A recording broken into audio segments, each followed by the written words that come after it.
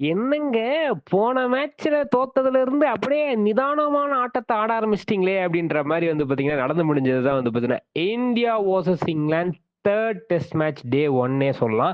S வந்து பார்த்தீங்கன்னா, second மேட்ச்ல பயங்கர அதிரடி வின்னுக்கு அப்புறம் வந்து பார்த்தீங்கன்னா, இந்தியா வந்து பூம்ராவையும் உள்ள கொண்டு வந்துட்டாங்க. பிரசித் கிருஷ்ணா கொஞ்சம் ரெஸ்ட் எடுங்க அப்படின்னு சொல்லிக்கிட்டு. ஸோ வந்து பார்த்தீங்கன்னா, இந்த மேட்ச்ல எப்படி வந்து இங்கிலாந்து ஒரு ஸ்ட்ராட்டஜியோட ஆட போறாங்கன்னு பார்த்துக்கிட்டு இருக்கும்போது வந்து பார்த்தீங்கன்னா, டாஸ் வின் பண்ண இங்கிலாந்து வந்து பார்த்தீங்கன்னா, எப்பயும் வந்து பார்த்தீங்கன்னா, பவுலிங் தான் எடுப்பாங்க. ஆனா இந்த மேட்ச்ல பேட்டிங் எடுத்துட்டாங்க. ஸோ எடுத்து வந்து பார்த்தீங்கன்னா, ஜாக் கார்லேவும், பென் டுகட்டி தான் ஓப்பனிங் ஆடுனாங்க. பொறுமையா ஆடுனாங்கன்னே சொல்லலாம். ஆளுக்கு வந்து பார்த்தீங்கன்னா, பென் டுகட்டி ஒரு 23 ரன், அந்த பக்கம் ஜாக் கார்லே ஒரு 18 ரன் இருக்கும்போது 2 பேர் விக்கெட்டையுமே வந்து பார்த்தீங்கன்னா, நிதிஷ் ரெட்டி தான் வந்து பார்த்தீங்கன்னா எடுக்குறாப்படி.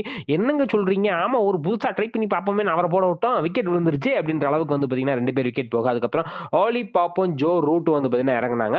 ஆலி பாப்பா வந்து பார்த்தீங்கன்னா, ஒரு செமையான ஒரு டெஸ்ட் இன்னிங்ஸ் ஆடுனாருன்னே சொல்லலாம். 100 பாலுக்கு மனுஷன் 44 ரன்னுன்ட்டு. ஏன்னா வழக்கமா இங்கிலாந்து வந்து இந்த அப்ரோச்ல போமாட்டாங்க. ஒரு பேஸ் பால் அப்ரோச் அப்படின்ற மாரி தான் சொல்லுவாங்க அவங்க அப்ரோச். ஆனா அது வந்து இந்த மேட்ச் பொறுமையா ஆடுவான். ட்ரா ஆனாலும் பரவால்ல அப்படின்ற மாரி நெனச்சு ஆட வராங்க போல. ஸோ வந்து பார்த்தீங்கன்னா, ஒரு 104 பால்ஸ் ஒரு 44 ரன் இருக்கும்போது வந்து பார்த்தீங்கன்னா, பிரேக் முடிஞ்சு வந்தோனே வந்து பார்த்தீங்கன்னா, விக்கெட் எடுக்கிறேன் பார்க்குறீங்களா? அப்படின்ற மாரி ரவீந்திர ஜடேஜா விக்கெட் எடுத்துட்டாப்படி.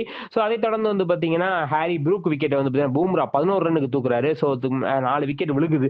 ஆஹா! பயங்கரமா இருக்கும் போலயே மேட்ச்ன்னு இருக்கும்போது, அதுலருந்து ஜோ ரூட் வந்து அப்படியே நின்ட்டாரு. நிலையா நின்ட்டாரு. சங்கீத சுவரங்கள் ஏழே கணக்கா அப்படின்ற மாரி பென் ஸ்டோக்ஸ் நானும் நிக்கிறேன் பார்க்குறியா? அப்படின்ற மாரி 102 பாலுக்கு 39 ரன் பென் ஸ்டோக்ஸ். அந்த பக்கம் 191 பாலுக்கு 99 ரன் ஜோ ரூட்ன்னு ஆடிட்டு இருக்காங்க. 251 ரன்னுக்கு 4 விக்கெட் அப்படின்ற மாரி இங்கிலாந்து வந்து டே 1 முடிவுல ஆடுறாங்க. ஸோ வந்து பார்த்தீங்கன்னா, டெஃபினட்டா வந்து பார்த்தீங்கன்னா, பிட்சஸ ரீட் பண்ணியிருப்பாங்க.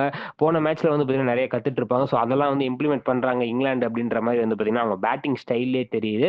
ஸோ டெஃபினட்டா நம்ம பவுலர்ஸ்க்கு வந்து பார்த்தீங்கன்னா, ஒரு பெரிய, பெரிய டாஸ்க்கா தான் இருக்கும் விக்கெட்ஸ் எடுக்கிறது. முக்கியமா வந்து இந்த ஜோ ரூட் விக்கெட்டையும், பென் ஸ்டோக்ஸ் விக்கெட்டையும் கண்டிப்பா வந்து பார்த்தீங்கன்னா, 2ண்ட் டேல வந்து பார்த்தீங்கன்னா, இவங்களும் ஒரு ஸ்ட்ராட்டஜியோட வந்திருப்பாங்க. கண்டிப்பா அத இம்ப்ளிமெண்ட் பண்ணுவாங்கன்னு சொல்லிக்கிட்டு, இந்த வீடியோ உங்களுக்கு பிடிச்சா லைக் பண்ணுங்க, ஷேர் பண்ணுங்க, கமெண்ட் பண்ணுங்க. மறக்காம தினமலர சப்ஸ்கிரைப் பண்ணுங்க. நன்றி, வணக்கம்.